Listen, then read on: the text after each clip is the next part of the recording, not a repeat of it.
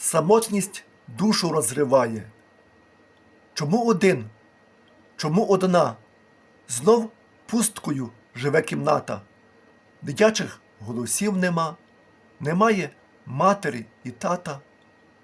Байдужість душі оплела, сумує доленька одною, немає спільності життя, і сльози котяться рікою.